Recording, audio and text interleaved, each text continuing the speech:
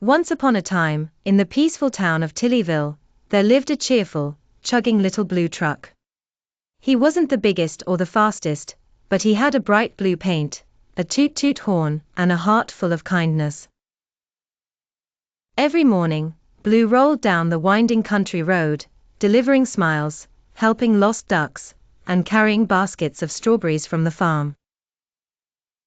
But one morning, something extraordinary happened.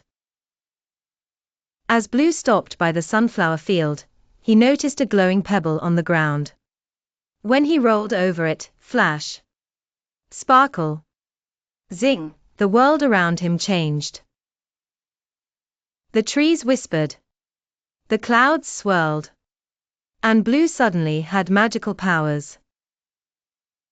Whoa! Blue beeped. I think I just turned sparkly. Look at my wheels, they are floating. And sure enough, Blue was now hovering slightly above the ground. He could fly, bounce, and even talk to animals more clearly. Just then, a butterfly fluttered over in a hurry. Blue! Blue! The rainbow bridge to the animal kingdom is broken. No one can cross. Blue gave a determined toot. Let's roll. Foxface Chapter 1, The Forest of Wiggly Whispers. As Blue zoomed through the Wiggly Whispers forest, trees leaned in with creaky voices. Only those with kind hearts may pass, they rustled. Blue honked politely and said, I help everyone I meet. Suddenly, the branches lifted and the trees bowed. You may go, little Blue of the sparkly wheels. Frogs, fog, and a funny friend.